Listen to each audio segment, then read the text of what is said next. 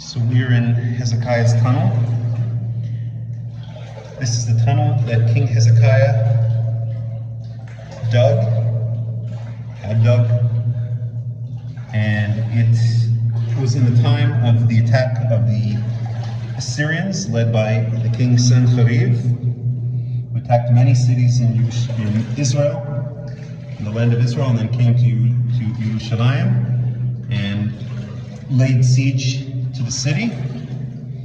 And Hezekiah, anticipating the attack on Yerushalayim, knew that the spring, the Gihon spring, which was the water source for Jerusalem, which was outside the city walls, on the eastern side of the slope, or on the eastern slope outside the city walls of Jerusalem, knew that that spring, that water source was vulnerable to attack by the Assyrians.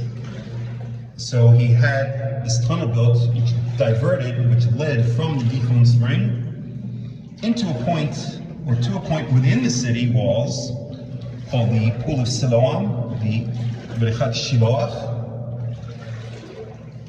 which was just slightly 32 centimeters approximately lower in elevation than the spring itself, so the water was able to flow by gravity through this aqueduct. And in doing so, he was able to bring water into the city walls, within the city walls of Jerusalem, and thereby provide a water source for Jerusalem during the siege of Sennacherib of the Assyrians.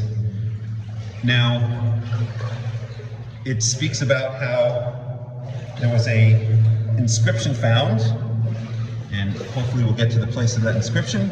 I'm not sure exactly where it is, but we'll try to find it. That speaks about, this tunnel and that inscription is one of the most important archaeological finds ever in the land of Israel. And the inscription speaks about how the workers dug from both sides, on the east from the Gihon spring, and on the west from the exit point, or the intended exit point of the Brechat Shiloach, the Siloam pool, and how they dug towards each other, and then when they got near each other in the middle, they heard the wielding of the axes. Each party heard the wielding of the axes from the other party, and they knew they were near, and then they were able to find each other's exact locations and make a hole that joined the two sides of the tunnel into one long tunnel. Now the inscription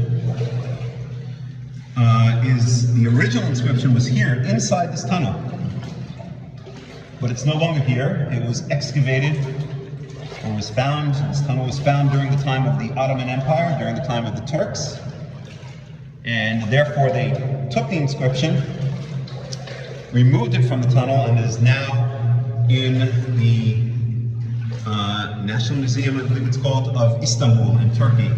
So if you're ever in Istanbul, you can go see the original inscription. And we're going to walk a little bit more. In the end, Sennacherib did not conquer Yerushalayim. His army was suddenly called away, shall we say, and he left to go back to his hometown of Nineveh, and there's an inscription that was found, written by Sennacherib, which speaks about how he conquered the various cities in Israel, but it doesn't say anything about his conquering Jerusalem. What it says is that he came to Jerusalem, and he had Hezekiah caged up or cornered like a bird in a cage.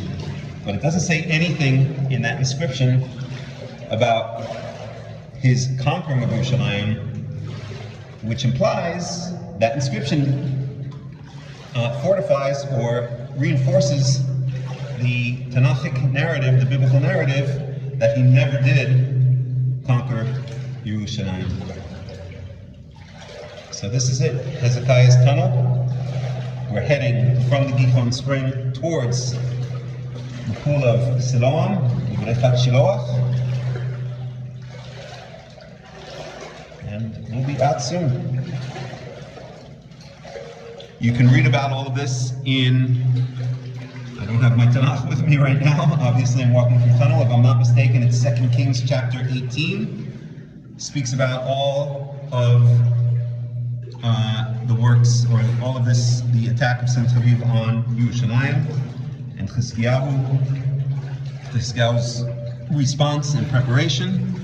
And then it's also in 2 Chronicles chapter 34, if I'm not mistaken. I may be wrong about that. Like I said, I'm not exactly walking around my Tanakh right now. You can check it out. And that's it. That's all I have to say. This has been Hakham Melech ben Yaakov of the World Alliance of Qara'im, broadcasting to you from Hezekiah's tunnel, somewhere underneath the city of David, the city of David, the original city that was conquered by David, by the head of his army, or who became the head of his army, Yoav ben Tzruya, by going up a water tunnel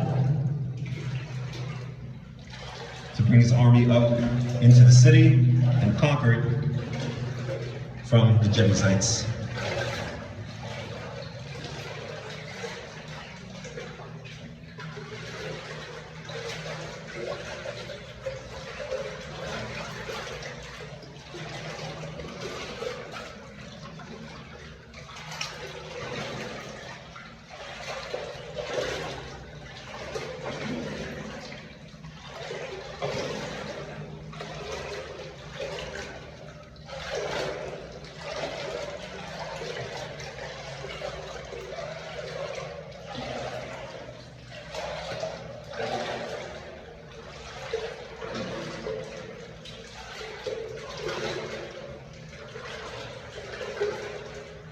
I guess I haven't signed off yet because it's just so fascinating.